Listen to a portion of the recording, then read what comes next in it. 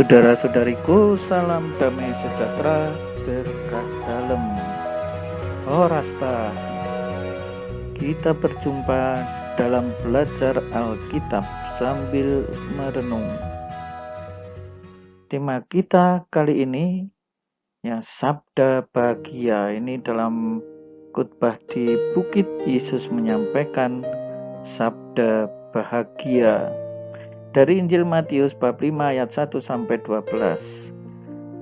Baik saudara-saudariku, mohon untuk dibantu subscribe, bagikan kepada teman-teman dan komen serta like.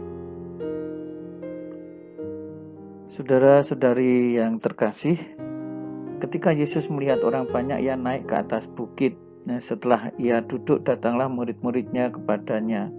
Maka Yesus mulai berbicara dan mengajar mereka. Nah, ini pengajaran ini rupanya di atas bukit, makanya kita kemudian mengenalnya dengan khotbah di bukit. Diperkirakan ini bukit di dekat Kapernaum di sana. Disebutkan, berbahagialah orang yang miskin di hadapan Allah, karena merekalah yang empunya kerajaan surga. Kata-kata ini sering sedikit dianggap berbau kontradiktif. Ya, sehingga kalau orang tidak teliti membacanya akan salah mengerti dan salah memahami. Karena seringkali dianggap orang miskin kok bahagia. Ada yang mengatakan demikian, bertanya kepada kami, Romo, bagaimana toh Injil itu? Masa malah orang Kristen atau Katolik ini dikatakan berbahagia karena miskin? Yang dimana itu khotbah di bukit. Coba dibaca, apakah benar Yesus mengatakan berbahagialah karena kamu miskin? Nah, salah kan? Coba ini dibaca ya, ini yang saya blok kuning ini. Jadi bacaannya begini caranya, berbahagialah. Berbahagia karena apa? Berbahagia karena empunya kerajaan surga. Nah, bahwa orang yang berbahagia ini adalah fakta orang-orang miskin di hadapan Allah, ya. Kondisi batin orang itu miskin, ya, kondisi, ya, kalau menurut Matius kondisi batinnya miskin, ya. Tapi kalau menurut Lukas ini miskin juga dalam arti yang sesungguhnya, tidak hanya batin, ya, miskin rohani bukan seperti itu, ya, tetapi ya, secara spiritual tetap bersemangat ikut Tuhan, ya, tapi bukan kesombongan rohani. Namun di hadapan Tuhan ia bersemangat miskin. Nah, ini yang dimaksud. Tapi dalam kehidupan sehari-hari bisa jadi orang-orang yang sebenarnya cukup, namun hatinya di hadapan Allah merasa sebagai orang miskin. Dan juga bisa diartikan memang ia benar-benar miskin, ya, tetapi bukan miskin karena kesalahannya sendiri, ya. Misalnya seperti ini, miskin karena kesalahan sendiri. Dia menjadi miskin karena suka mabuk, karena suka berfoya-foya dan sekarang menderita. Nah, tidak akan itu dikatakan oleh Yesus sebagai orang yang berbahagia, orang yang hidup miskin seperti itu. Ya, dia tidak terpandang di tengah masyarakat, ya, karena dia berbuat yang cemar untuk dirinya sendiri. Ya, Yesus mengatakan berbahagialah orang yang miskin di hadapan Allah, karena merekalah yang empunya kerajaan surga. Berbahagialah orang yang berduka cita, ya. Dibaca ini ya, yang merah ini ya. Berbahagialah karena akan dihibur. Bukan berbahagia karena berduka cita, karena akan dihibur. Nah, ini kok ada kata duka cita. Nah, kenyataannya bahwa orang barangkali dia mempunyai kelemahan, dia merasa sedih atas kelemahannya itu, dia merasa berduka cita atas, ya, terutama kelemahan karena dosa, ya. Atau mungkin melihat sikon di sekitarnya itu sebagai suatu kelemahan dan dia berduka cita, bisa saja karena misalnya di kiri kanannya begitu banyak kekejaman tetapi dia seperti tidak bisa berdaya membantu apa-apa. Berduka cita juga karena menangisi dosa-dosanya. Nah, berbahagialah orang yang lemah lembut karena mereka akan memiliki bumi. Ya, jadi berbahagia karena memiliki bumi. Ya, kalau ini masih mudah ya untuk kita terima, karena apa? Orang yang lemah lembut, orang yang rendah hati, orang yang mempunyai ketaatan kepada Allah, lalu akan memiliki bumi. Ya, orang-orang seperti itulah. Ya, kiranya cukup mudah kalau ini untuk kita mengerti.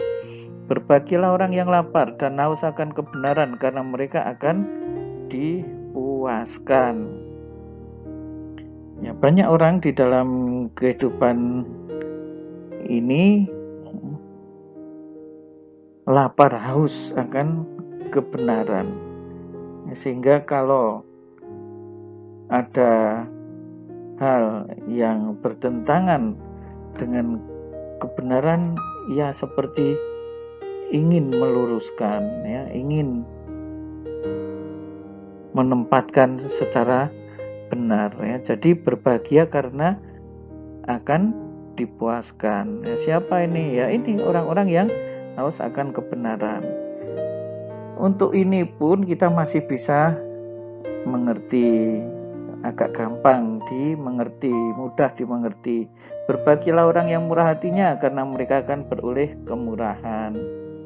Ini juga cukup mudah dimengerti, berbahagia karena akan beroleh kemurahan. Ya, tetapi ini untuk kondisi orang yang hatinya murah hati. Nah, siapa itu? Ya, misalnya orang-orang yang lurus hati, orang yang tidak bersikap munafik, yang jujur apa adanya, luhur hatinya, ya, tidak bermuka dua, ya, mengasihi sesamanya dengan tulus, ya, kiranya ini akan beroleh kemurahan. Kenapa? Ya, dia sudah murah hati, mengasihi sesama. Berbahagialah orang yang suci hatinya, karena mereka akan melihat Allah, ya. Orang dengan sikap dan tindakan-tindakan yang suci, murni, ini mirip dengan tadi ya, murah hati. Kalau ini berbahagia karena suci hatinya. Kiranya ayat 7 dan 8 ini agak mirip dan bisa dilihat bersama-sama, ya, sebagai orang yang lurus, jujur, dan seterusnya. Mereka berusaha untuk memiliki sikap hati seperti Allah, supaya melihat Allah. Ini lagi, berbahagialah orang yang membawa damai, karena mereka akan disebut anak-anak Allah. Yang membawa damai adalah orang yang syukur-syukur memperdamaikan dengan Allah, ya. Kalau memperdamaikan dengan Allah itu berarti ya membawa orang berdosa untuk bertobat. Ya, berbahagialah orang yang dianiaya oleh sebab kebenaran, karena merekalah yang mempunyai kerajaan surga. Ya, ini kalau tadi yang membawa damai itu yang perselisihan, permusuhan didamaikan, ya, ini berlawanan dengan yang menyebar kebencian, ya. Sekarang ini dianiaya karena kebenaran, ya, bisa saja, ya, mewartakan kebenaran ternyata malah dianiaya. Nah, saudara-saudari yang terkasih, kiranya sabda bahagia ini memang sebagian bisa cukup mudah kita mengerti, ya, tetapi sebagian kalau kita tidak teliti membaca bisa saja salah mengerti. Berbahagialah kamu jika karena aku kamu dicela dan dianiaya dan difitnahkan segala yang jahat. Ya, ketika kita mewartakan hal yang benar, hal yang baik, punya niat baik, jangan dikira niat baik kita itu akan ditanggapi secara baik oleh orang lain. Banyak orang yang menyebarkan kebencian di dalam kehidupan ini. Ya, iblis itu berkarya di mana-mana, bisa lewat orang-orang yang kelihatannya baik-baik saja ya, tetapi ternyata dia membuat fitnah, membuat provokasi, menyebarkan kebencian dan seterusnya. Bersukacitalah dan bergembiralah, karena upahmu besar di surga, sebab demikian telah dianiaya nabi-nabi yang sebelum kamu. Ya, sejak zaman dahulu itu pembawa hal-hal yang baik benar itu ternyata telah mengalami penganiayaan ya, para nabi dan seterusnya. Bahkan yang menganiaya tidak jarang orang-orang yang dekat, ya kan. Mereka ini yang mewartakan kebenaran ini tidak akan populer ya, ditolak, bahkan dikecam. Ya, dan sebagian juga bahkan yang mengaku sebagai anggota gereja ikut di dalam penganiayaan seperti itu. Ada yang seperti itu. Nah, saudara-saudari yang terkasih, tetapi prinsipnya jangan takut ya. Karena apa? Berbahagialah karena kerajaan surga tadi ya, karena akan memiliki bumi, karena akan melihat Allah dan seterusnya. Selamat berjuang untuk membawa kabar bahagia ini, sabda bahagia ini di dalam kehidupan bersama. Tuhan Yesus memberkati. Berkah dalam Horas. Jangan lupa untuk subscribe, bagikan kepada teman-teman, like, serta komen. Dari Tuhanlah Pertolonganku channel. Saudara-saudari sekalian, pekerjaan saudara, aktivitas saudara, keluarga saudara dilindungi dan diberkati oleh Allah yang Maha Kuasa, Bapa dan Putera dan Roh Kudus. Amin.